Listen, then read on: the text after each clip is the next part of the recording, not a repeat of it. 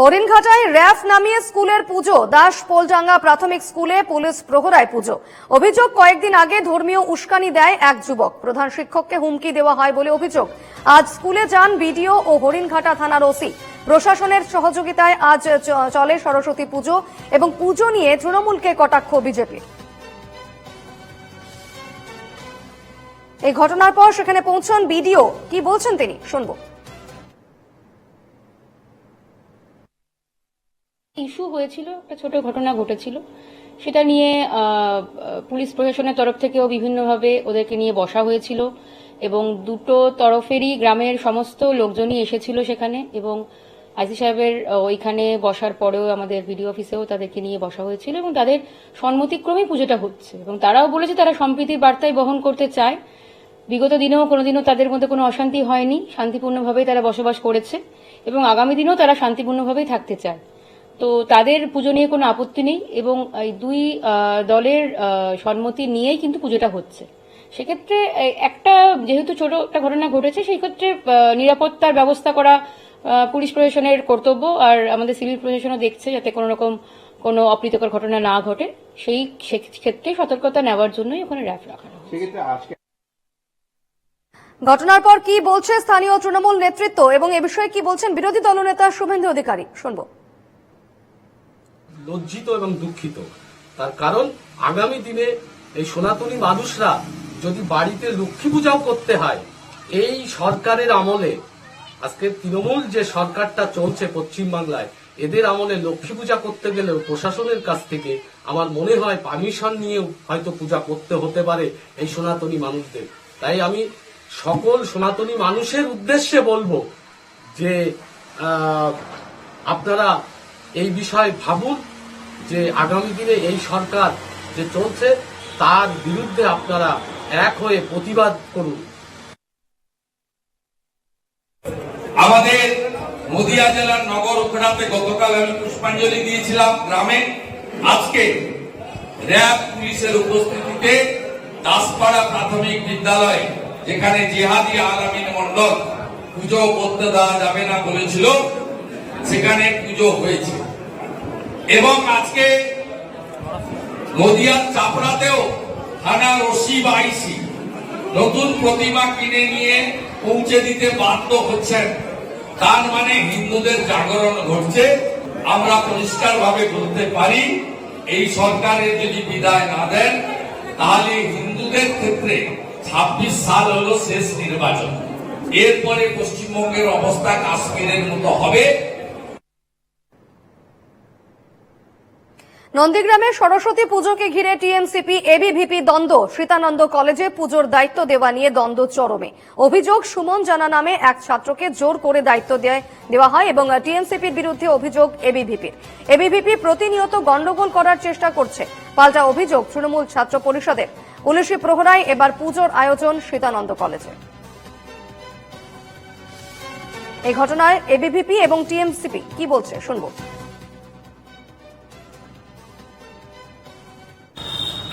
আমাদের কলেজের সেমিনার হলে আমাদের একটা মিটিং ছিল সরস্বতী পুজোকে কেন্দ্র করে। সেখানে প্রিন্সিপাল এবং গভর্নমেন্টের সভাপতি এবং সমস্ত টিচিং নন টিচিং স্টাফ, অধ্যাপক অধ্যাপিকাদের নিয়ে আমাদের একটা পুজোয় মিটিং হয় এবং সেখানে একটা ব্রতির বিষয় ওঠে এবং ব্রতি থেকে একটা কলেজের রানিং স্টুডেন্ট, কোনো রাজনৈতিক দলের সঙ্গে যুক্ত নয়, সে তার নাম ওঠে, সুমন জানা ছেলেটার নাম। সেখানে ব্রতি একটা ব্রতির নাম তুলে ধরা হয়। সেখানে স্যারও সে তার নাম নোট করে একটা খাতায়।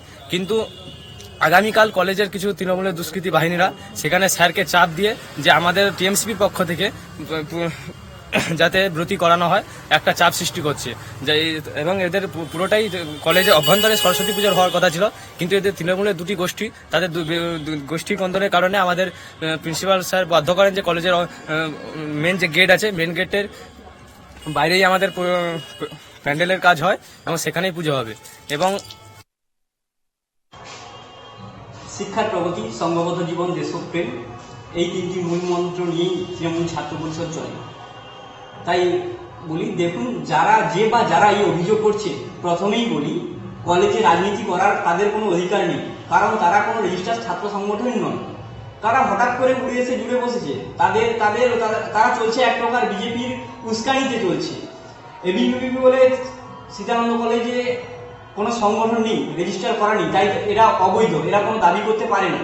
আর নন্দীগ্রাম কলেজে কোনো গোষ্ঠীকন্দল নেই, আমরা প্রত্যেকেই তৃণমূল ছাত্র পরিষদের একনিষ্ঠ কর্মী। কলেজে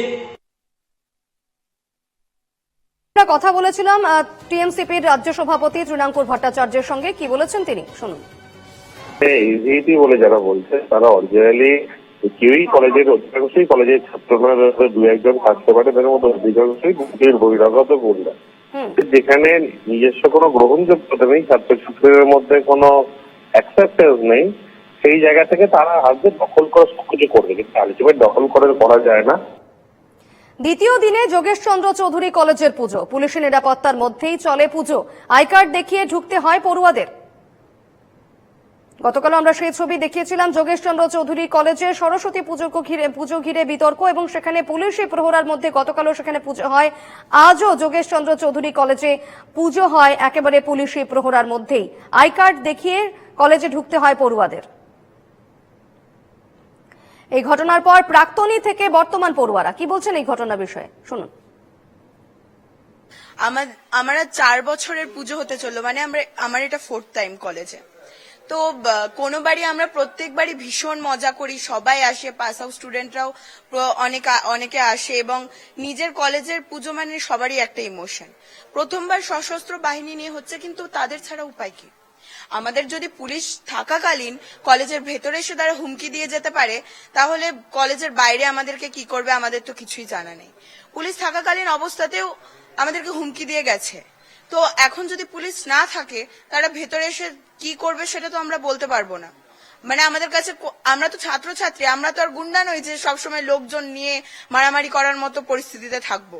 আমাদের তো প্রোটেকশন দরকার, তো আইনের দ্বারস্থই হতে হবে, আমরা তো ওরম চিল্লে বেড়াতে পারবো না সবার সামনে। এটা অনেক বড় লজ্জার বিষয় যে সরস্বতী পুজো একটা এত বড় অনুষ্ঠান, যেটা আমি নিজেই বিং আ মুসলিম, আমিও 5-6 বছর ধরে অঞ্জলি দিয়ে আসছি। এটা কারোর কোন ধর্মের এটা ব্যবহার নয়, এটা সবার ব্যবহার, এটা একটা উৎসাহ, এটা একটা আনন্দ।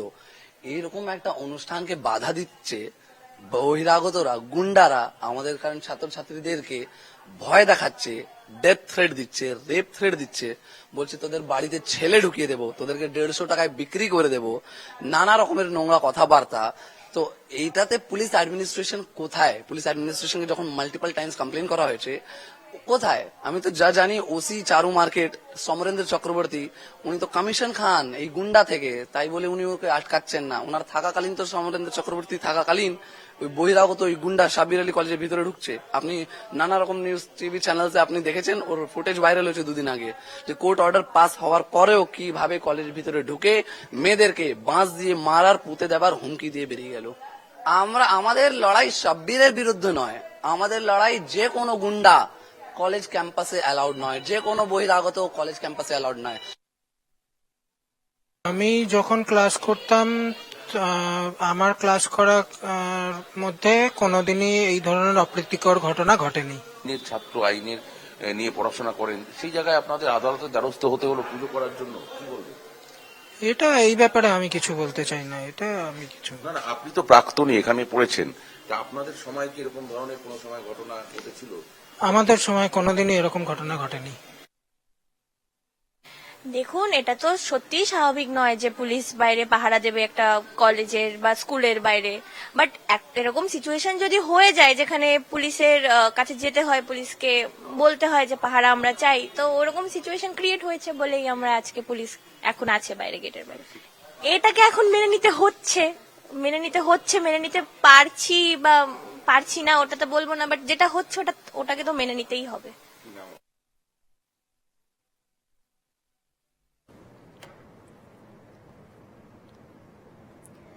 পুলিশি পাহারায় সরস্বতী পুজো হচ্ছে যোগেশ চন্দ্র কলেজে। সরস্বতী পুজোর দিন শিক্ষাঙ্গনে বেনজির ছবি। তৃণমূল সরকার পশ্চিমবঙ্গকে ধীরে ধীরে পশ্চিম বাংলাদেশ তৈরি করছে, তারই উদাহরণ এই ঘটনা। মন্তব্য বিজেপির রাজ্য সভাপতি সুকান্ত মজুমদারের। कलकत्ता में आज पुलिसी की तत्परता के अंदर, मतलब पुलिस को रखकर उसके बाद वहां पे सरस्वती पूजा किया जा रहा है। तो मैं इस अवसर पर ममता बनर्जी को कांग्रेचुलेट करना चाहता हूं, क्योंकि उन्होंने सपना देखा था कि पश्चिम बंगाल को वो धीरे धीरे पश्चिम बांग्लादेश बनाएंगे। तो बांग्लादेश में जैसे पुलिस और आर्मी की सुरक्षा के बीच दुर्गा पूजा होती है और बाकी पूजा भी होनी पड़ती है, उसके बावजूद भी अटैक हो जाते हैं तो मूर्तियां तोड़ी जाती है। आज कलकत्ता में भी ममता बनर्जी ने कुछ हद तक उन्होंने सफल हो गया कि आज सिर्फ कलकत्ता नहीं, उसके साथ बनगा जो कॉन्स्टिट्यूएंसी है उसमें हरिनघाटा में जिस प्राइमरी स्कूल में तृणमूल कांग्रेस के बूथ सभापति ने, बूथ प्रेसिडेंट ने धमकाया था लोगों को कि हम सरस्वती पूजा नहीं करने देंगे, वहां पे भी रैफ निकला है। और उसके साथ साथ मालदा सहित बहुत जगह पे जहां पे भी डेमोग्राफी हिंदू जहां पे घट गया है, हर जगह पे सरस्वती पूजा के दौरान पुलिस तैनाती करना पड़ रहा है। ये वास्तविक चित्र है बंगाल का, पूरे बंगाल को इसके बारे में सोचना चाहिए।